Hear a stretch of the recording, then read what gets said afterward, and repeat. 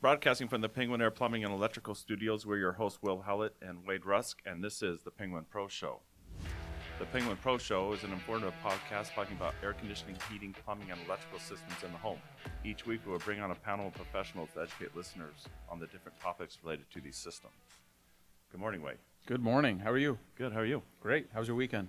It's good. It's good. Just a lot of stuff around the house, honey-do list, doing some remodeling stuff and staying busy. Cooking as well. Are you qualified to do that kind of remodeling stuff? You know, I don't know, but I'm getting better at it. As I've had this house for a year and a half now, and I've done quite a bit. Yeah?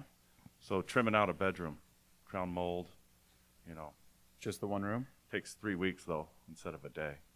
For most contractors, it's probably only a day what I'm doing. So, but yeah, that was my weekend. How about yours? That was great. Beautiful weekend. I went outside. Little hiking. I put a pork shoulder in the crock pot. So I had some green chili last night. That was delicious. Yeah, That'll last me all week, probably. Yeah, pork butts are delicious. Pork butts. Mm-hmm. Smoking those things too are Oh, yeah. nothing better. But yeah, Wade and I do like to cook. For you listeners, we like to cook. We like to work with our hands. Wade's got a nice cabin up in the woods that he's going up there Friday, aren't you? I believe so, because I got a major plumbing water leak, apparently. And you're taking I have a Jonathan, painter right? up there right now painting the walls, and the one time I don't turn the water off, there's all this water coming out from underneath the cabin. So it's not in the cabin, but it's outside. I think a pipe froze and burst. So it's always something. But So Jonathan, our studio technician, is going to come up and do some plumbing. the producer, we call him. The producer. Yeah. He's a man of multi-talents, Yeah. skills. Yeah, you guys have a good time fixing those things, and we'll be If he down gets here. it done quick enough, we'll probably lay in hammocks. Oh, nothing We better. like to do that. Together? My hammock holds two. Oh, okay. Well, let's keep that between yourselves. But yeah, today let's get the show on the road. Why don't we? We're going to talk a little bit about the basic electrical systems in the home. We have the privilege of having Jay Klein and Barry Bridge on the show. Jay is our GM here at Penguin. He is a Penguin Pro, as well as Barry Bridge. He's our electrical field supervisor. So Barry, welcome to the show, Thank you. and I'm glad to have you on the team. I'm glad to be here. So I'm super grateful. I'm going to interrupt you. Yeah, go I'm ahead. super grateful to have Barry on our team. Like Louie, our plumbing manager, we've got great guys that have really helped us grow these departments, and we had some challenges with that department until Barry came along. And That's so true. we're grateful to have you, and really appreciate what you've done to the department and your expertise. Yeah, we're excited to grow that department. It's new to Penguin, and it's very exciting to have, a third division now, because now we cover the whole home, right? Correct. So, so let's talk a little bit about yourself, how you got in the industry. So I started when I was about 12 years old. My dad owned his own business back in the day, and every weekend I'd go with him and, mostly being up in attics and, running wires through it because I was short and small at that time, and he didn't want to get up there, so that's where I started. About 15 or 16 years old is when I actually really fell in love with electrical. Main thing is I like to be electrocuted, so that was the fun part. Oh, that takes a special Really? person. Oh, it does, That takes a yes. special Do you person. still electrocute yourself? No, I kind of grow out of that phase. Every once in a while, occasionally, you won't be paying attention, not respecting it, and you get electrocuted a little bit. Sorry. But So Yeah, as you a don't want to little- overdo it. So as a curious little boy, you wanted to feel what that felt like, or what? yeah, so Or your dad was trying to teach you a lesson. Is that a No. fetish? maybe back then it really was. My dad would get really mad at me. So my dad would always forget his pen tester or his testing equipment to test an outlet to see if it had power. Uh-huh. Well, I'd be like, well, I'll just touch it real quick, and I'll be able to tell him. My dad would get so mad at me and be like, no, you're not supposed to do that. Well, I just enjoy doing it. I like to just feel it. It's like an adrenaline rush. Well, you still have your hair, so Yeah, I'm good. you're good. Yeah, my brain cells are still here, so that's a Well, good thing. It's like the whole tongue on the 9-volt battery thing, Yeah. but to That the was next so fun level, as a right? kid. I mean, as a kid, you used to always try and test it, see if it's powerful, but Yeah, exactly. it's to a new level. Why do I Exactly. hate that now? I used to do it all the time as a kid. It's like, but now, like smoke detectors, you want to know, test that battery. Yeah. It's like, a little intimidating. Even Yeah. that Funny. little shock. So You're pretty sensitive, though. yeah, I am. Yeah. Your wife told me a story of when you were stung by a scorpion. Oh yeah, we don't want to go there. Can I share? I know I don't like pain. It's really funny. No. You Please don't. I'm going to share. Okay. So just you briefly. ran in the house screaming. From the garage. Like you literally cut your hand off. Yep. And you were screaming, "Nobody loves me. Nobody loves me." They were all laughing Nobody at me. cares. Like, it was pretty dramatic. It was, and my whole family still teases me to this day about that. I got bit on my foot. So, you guys ever been stung by a scorpion? Any of you? And they were laughing at you, so that's why you said they don't love you, because everybody was laughing at you as you were running That's in. right. Yeah. Makes sense. Yeah. Nobody Yeah, loves they me. didn't- They didn't realize the severity of it. My family's gonna love that now that you brought that up. Wade. Excellent. So, Especially when they see the video. oh yeah, it's gonna be fun. All right, so let's shift gears a little bit. Okay. Let's talk a little bit, Barry, about the basic 101, the system in the home, how the power gets to the home. Customers, homeowners want to know basically how that works. We get questions all the time about that. So how the power comes in into the electrical panel, I guess what we call it. So way power works is usually you'll have a transformer. Depending on the age of the house, you can have an overhead feed where you'll see the wires come down from a pole. Like and in the go- historic neighborhoods, probably. Correct, yes. So you'll see a wire coming down, which is most likely aluminum. That's what we call an overhead feed. Those are the power lines coming into the panel that will feed to your, panel that you have on either the outside of your home or the little meter box that they put, and then they come out with a sub panel, maybe inside the house or somewhere in a different location on the outside. Newer homes, they're mostly all underground. So usually you'll have a transformer, I'd say maybe 3 or 4 properties down the central location that will feed multiple homes, including your own. And those are underground feeds. You'll see a pipe coming out of the ground, and then your panel that will be on the wall. And okay, that's so the basically where box the in the power neighborhood, I've comes. never known this. I'm so new to it. Is the transformer for the Yes. for the homes. Okay. All right, I'm following you. Keep going. All right, so that's where the power comes from. From there, you'll have a little meter, whether, wherever they put it, it'll be a little meter. It's a little round, little tube thing. And that's where the power comes from. You'll have your bottom line that will feed from the transformer, and then you'll have another lead that will go to your main breaker. That main breaker is what feeds all your circuits into your home. So the power company owns the meter, right? Yes, That's what I understand. And then everything after the meter is your the responsibility. homeowner's responsibility. Correct. Okay. So keep going. Like, where does it go after the meter? So after the meter, it will go to the actual panel itself, whether it's an all-in-one panel, which means that the meter is part of that panel, or there might be a conduit that goes off to a separate location of where your breakers and your panel are. That main feed from the meter will go to an actual main breaker. That main breaker is what feeds your whole entire house. Okay. All right. Do you have any questions at all about the basic systems for Barry? No, not really. I think, like with AC and plumbing, people are accustomed to having maintenance done and inspections and issues in those areas, not so much electrical. But it is important to have this looked at once a year, your panels, and maybe you check some of the GFIs and do some other things. Can you just explain why that's important for a homeowner to at least have this looked at from a professional once a year and what that entails? Yeah, so doing an electrical safety check is very important to your home. Electrical naturally vibrates. So that's why if you look at a breaker, you look at an outlet, everything is tied down or screwed into something. That keeps the power from vibrating and causing a loose connection. The reason we want to do these inspections is to make sure that you don't have any loose connections. So a lot of times customers will have lights that flicker or power that fluctuates. Let's say your AC kicks on and your lights start to dim. A lot of times that's caused from a loose connection coming from your panel. Oh, wow. Okay. Yeah, I remember So my, like old, at the my breaker? old house had that. So, yeah, so the maintenance, so you're going through, you're tightening up the breakers. Correct. What else are you doing in those safety So inspections? when we do the electrical safety check, not only are we going to check the circuits coming from the breaker into the home, we want to make sure that we, exercise those breakers. See, the breakers stay on continuously. And let's say you have a 10-year-old house, you've never done a maintenance check on it. A lot of times things can loosen up, not only that, but those breakers can get stuck in the on position. The breaker's job is to trip if there's ever a problem with those circuits going into the home, whether you're running a space heater inside and it's overloading that circuit. It could cause that breaker to trip. But if a breaker stayed on for 10 plus years, sometimes that breaker may freeze and not trip properly.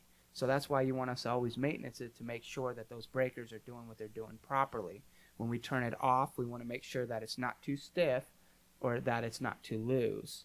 Also, we want to make sure the voltage, when we turn it off, goes completely to zero, and then turn it back on, that it will keep the same amount of voltage as what it's supposed to be.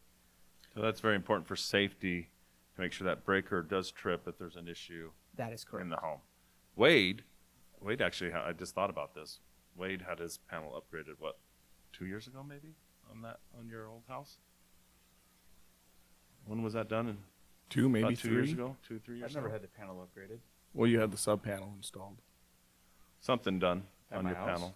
at your other house. Yeah. What was, I don't believe so. remember when there was a lizard? Oh, for the Tesla charger. He had a Right. lizard that actually got in the panel. You're right. Yeah, that's very common. We didn't have space in the main panel, I guess, for the Tesla charger power requirements or whatnot. So, yeah, they had to run heavy duty wire through the attic to a 60 amp circuit or something for the Tesla charger or whatever. It was quite the process. But when they opened up your panel, what did they see? But yeah, you're right. There was a cute little gecko or something between both main power bars. They call those bus bars, I think. Yes. And it was right between the two of them, which I didn't realize, but that could create some sort of a ground or custom issues or a fire or something, I heard. Not necessarily. A lot of times it's like a bird, sitting on, the power lines. There's really nothing to it. A lot of times they'll fry because, it's It was two frozen. powers. It was Yeah. fried. So usually they'll fry. That's the biggest reason why we want to do maintenance, is make sure we dust out the panel, clean out the panel, make sure everything's tight. But other than that, even if there's a lizard in there and it fried, it's really not going to do any damage to your electrical good to know. system.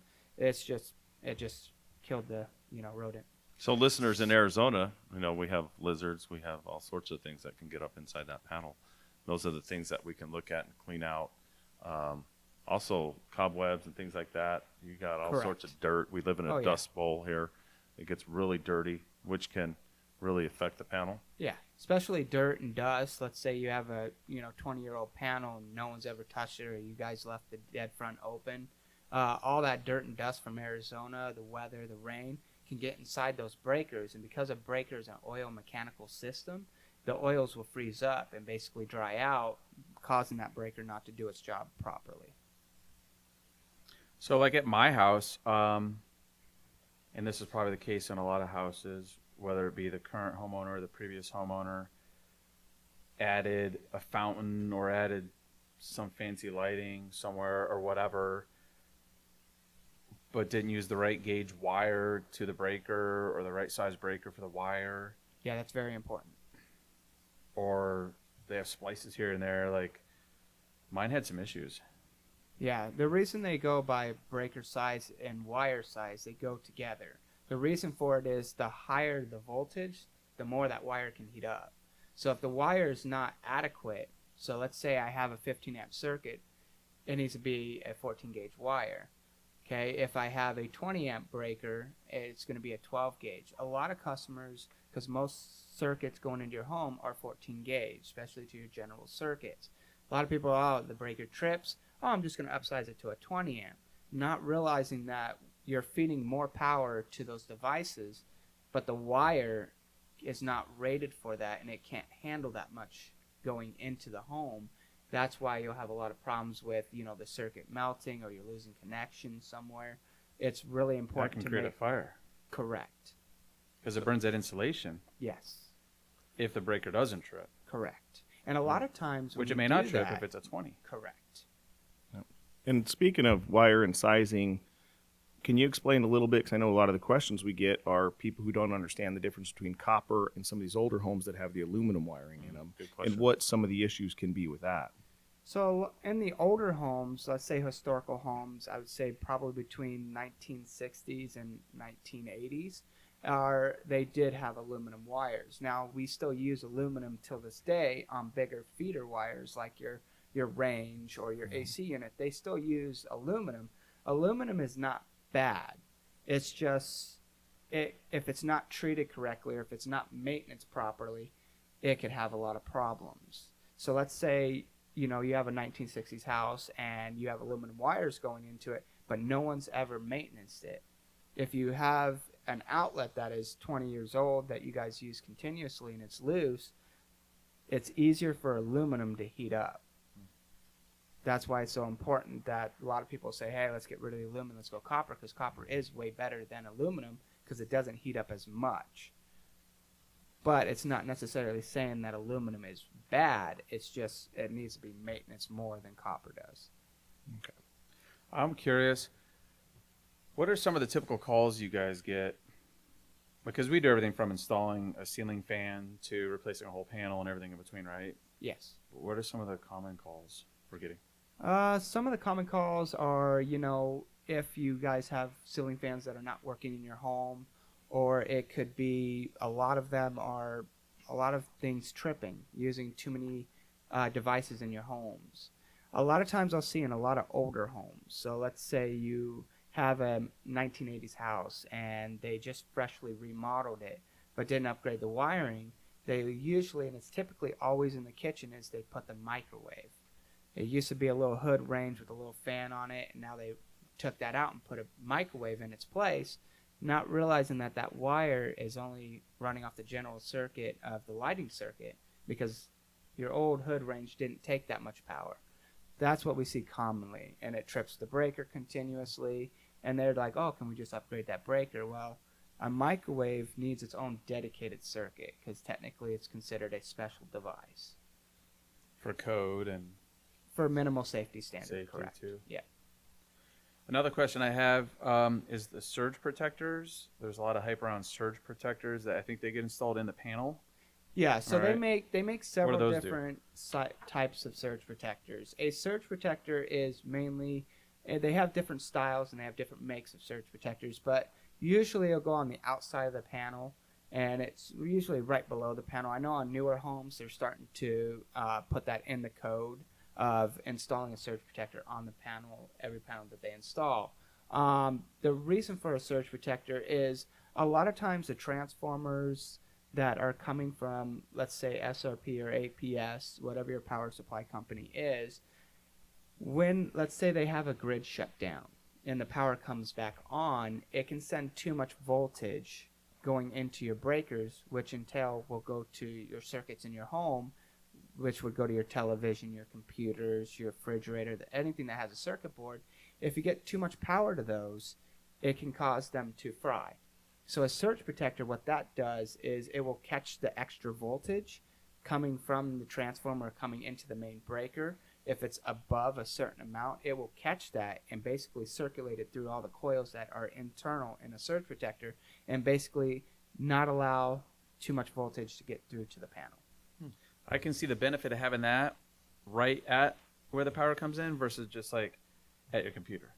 'Cause Correct. They sell those ones where you Yeah, just plug it in, you and plug your those computer. are really good to have. But this protects the whole house. Yes, actual surge protector actually can control more voltage. Your ones that are behind, those can still fry easily.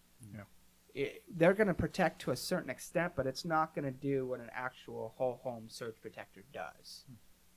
Interesting. And I know coming from, of course, the HVAC side, your refrigerators and your air conditioners and that kind of stuff, when they're running, those compressors, those motors are running in there, surges are really tough on those while they're Correct. running. Having those those spikes in voltage really can take a toll on those things as well. That is correct. And a lot of times with most of these surge protectors that are out there, the benefit of those is, let's say I install a surge protector and let's say a year from now, it blows out your computer or your television, especially Eaton, they're a really good brand. They give you a $75,000 warranty on it. Wow. So they will cover up to $75,000 worth of damage on some of their products. Oh, I didn't know that. That's cool. Yeah. Got some good assurance there. So, how long should electrical system last? I know you talked about homes that were built probably 50s, 60s. And I know a lot of these panels, when I sold AC units, sometimes we couldn't upgrade the AC unit because it had a older panel, like a fuse panel, Yeah. like fuses. And we'd always upgrade those panels. But outside of a fuse panel, how long should electrical system last? So that's a good question. Electrical system can last pretty much decades if it was done properly. A lot of times you'll go into a house that's 3 years old and they have a lot of problems. That's because a lot of time the electrical system was improperly installed. So it all comes down to who wired that house, who installed the equipment, did they use quality grade equipment. But if they did everything right, that's why a lot of times you'll go into a 1960s house and the electrical system's been working great. Doesn't mean that it shouldn't be maintenance. It doesn't mean that, things shouldn't be replaced. But typically your electrical system, the circuits going into the home, should last at least, a good decade. Mm-hmm. Now you are going to have some maintenance things in the house that are typically going to go out, like your outlets.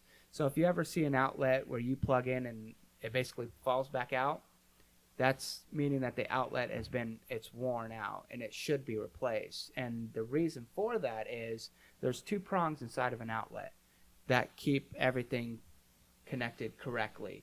Well, what happens over time of plugging in and out, it loosens up those tabs and causes them to expand. Well, a lot of people are like, oh, we'll just extend those little prongs and put it in. That's not the correct way, because now you're only getting one connections on the outside and not both of them. And a lot of times that can cause behind an outlet to, start melting or start having problems, or you're losing connection to power in your house. For most customers, I'll say maintenance-wise, that you guys can do on your own is fill around the house. Fill your outlets, just put your hand gently up to it. If an outlet is warm, you should have it maintenance. That's not good. If it's cold to the touch, it's doing good. As long as you can plug in and out perfectly fine, that means that it's good. The only case that, the only thing that gets warm should be a dimmer. A dimmer will get a little warm because it has a certain amount of wattage going to each bulb that it's controlling, because it has to dim the power and go up in power. So that's the only thing that should get warm, but it should never get hot to the touch.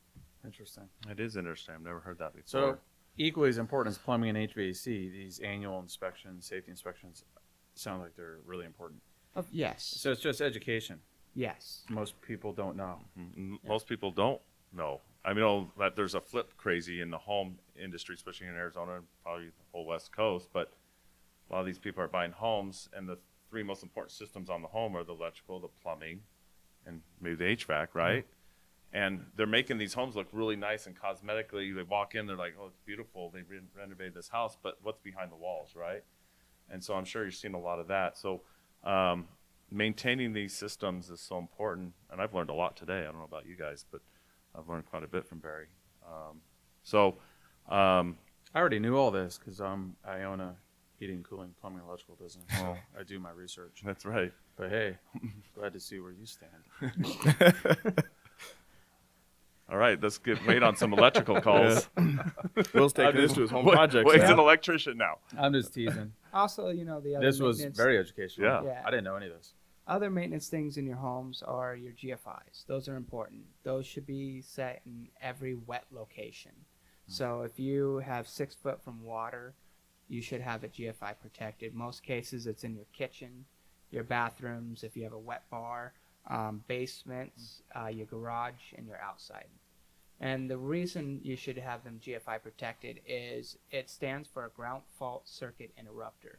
And what that does is protect you from being electrocuted if you have wet hands or you're plugging in something and it's a little wet, so that you don't get electrocuted. It will go ahead and trip. Okay. Now those should be maintenance too, which a homeowner can do on their own. Is they have a little test button and they have a reset button. Every so often, I'd say every 6 months to a year, hit the little test button and see if it trips. Then reset it and see if it comes back on. That's going to let you know that the actual outlet, the GFI, is doing its job properly.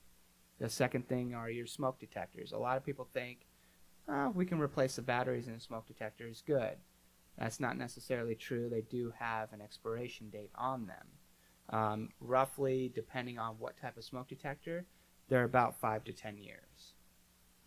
That was my next question. Yeah, smoke And detectors. on that, right, the reason that those expire is because the sensitivity levels for the smoke detection actually starts to fade, correct? That is over the correct, years, and so that yes. it becomes less sensitive to actually And being able to detect the smoke. the reason for that, because the customers always ask why. Well, it's usually because of the dirt, the dust that can get inside of that little filtration system that can cause the sensitivity to basically fade out over time. And then you want to take a broomstick to the dang thing in the middle of the night when it's chirping. Yes, it always happens at 2 in the morning. Oh, of course. Yeah, I had one in my apartment just go off about 2:30 or 3 o'clock. Yeah, That's It was always around fun. there. yeah, And I'm like, for real? yeah.